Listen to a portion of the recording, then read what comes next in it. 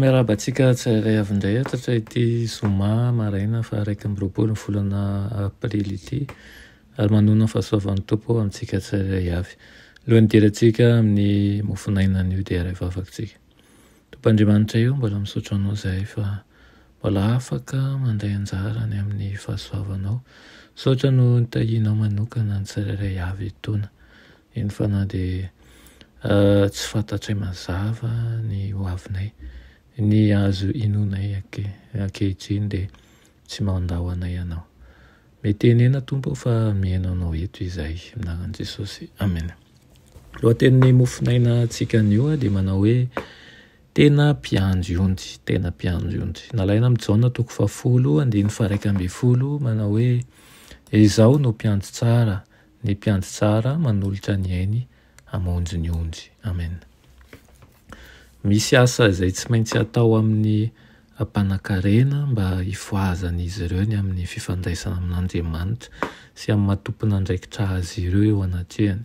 Tsy maintsy foaziny izy ireo ahatsapa fa hampamoahany eo anatrehany dia eo anoloan'ilay tsara mivela sy maty amin'ny fiaviany.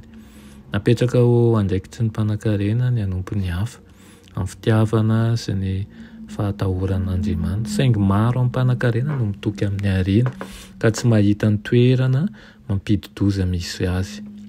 Manan-javatra sarobidy lavitra noho ny volamena, ny volafotsy ary ny vatosoa omena azy ireo Andriamanitra. Mila afantoka amin'ny zava-manan-danja sy maharitra ny fanahy. Hoy Jesosy amin'izy ireo hoe mankanesa ty amiko ianareo rehetra izay miasa fantatra sy mavesatretana, fa izao no hanome anareo fitsaharana. Manasa azy ireo izy mba hanakalo ny ziogany, izay izy ireo ihany no manamboatra izany ho an'ny tenany amin'ilay ziogany izay mora, ilay an'i Jesosy izany, sy amin'ny entany izay maivana. Hoy izy hoe izay manantona ahy dia tsy mba ho laviko mihitsy hoy izy. Ireo izay hiain'ny feon'ny Kristy dia ahatsapa ny fahatsaran'izany lehibe. Dia ny feon'ilay tena mpiandry ondry. Engany ahatsapany andraiky ny mpanankarena dia ny mpitata-pananana mahatoky amin'izay nankin'Andriamanitra taminy. Engany ho tahaky izy ireo, ho takatry izy ireo fa tsy maintsy misolo tenan'Andriamanitra izy ireo raha ireny ny fankasitrahany. Engany ho fantany ihany koa fa tanomasina io hijanonana io ka tokony ho mpiasa miavaka izy ireo miara-miasa amin'ny Kristy. Amin'ilay asa fanabeazana lehibe ireo izay namohizan'ny Kristy ny ainy mba ho vonjena. Nankin'Andriamanitra tamin'izy ireo ny harena mba ho fitahiana ho an'ny taranak'olombelona, hanamaivanana ny fahorian'ireo izay mijaly sy mahantra. Raha manao an'izany izy ireo dia tsy natao hihevitra ho havita zavatra. Tsy drafitr'Andriamanitra ny hoe ny sasany manana an'izao harena sy fananana rehetra izao ary ny hafa kosa mangataka sy mitalao ny sakafo hohanina. Ny fananana rehetra nankina tamin'ny olombelona raha mihoatra noho izay ilaina dia natao ho tahiana ny taranak'olombelona.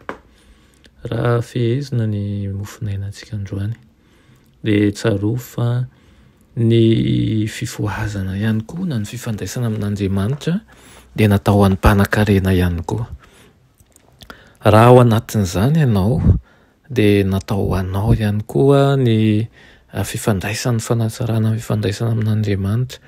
Ary tsaroa fa ireo harena eo amintsika ireo izany na tany na trano na vola na inona dia an'Andriamanitra io fa tsy atsika fa itsika dia mpitatana fotsiny ihany. Misy ny mpanankarena izay mbola tsy mahare izao afa-tsy izao, mbola tsy mahalala ny amin'ny tompo, adidinao no mampahafantatra azy ary tian'Andriamanitra voavonjy ihany koa izy ireo. Tsy zavatra drafitr'Andriamanitra ny hoe misy ny mpanefoefo be ary misy ny mpangataka, fa ny riny dia ireo izay manana sy mihoatra ny ampy dia tokony hanampy ny hafa ary koa ampiasa an'ireo fananana mba entina hitoriana ny filazantsara. ampiasa ny fahaiza-manao rehetra ihany koa mba entina ny fitiriana ny filazantsara. Irina manokana zany raha ianao raha manana ny atao na ara-bola na ara-pitaovana na ara-kevitra dia anohana mandrakariva ny asa fitoriana ny filazantsara amin'ny fomba rehetra. Eny fa na dia eto amin'ny pejy eto amin'ny Facebook aza na eny amin'ny ivon'ireny fahitalavitra reny na eny anivon'ny fiangonantsika ny trano fanorenana na eny anivon'ireny asa izay atao eny anivon'ny fiarahamonina misy atsika reny. Mandray sanjarany amin'izany fa zany mihitsy nanomezan'Andriamanitra anao an'ireo arenan'ireo. Vavaksika saotranao zay raha ehoany amin'izany teninao anio maraina izany. Ampio izay ahatakatra fa ireo izay nomenao anay dia avy aminao tokoa, ianao ny tompony fa izay dia mpitatana. Anao ny zavatra rehetra ary azonao atao ny manome anay mihoatra ny lavitra ny eritreretinay, azonao atao any koa ny maka izany amin'ny fomba manokana raha tsy mendrika anay izany. Ny any angatanay aminao dia mba ampiasao izay ho fitaovana mahomby hamonjena ny fanahy sasany izay tsy mahalala anao. Amin'ny anaran'i Jesosy. Amen.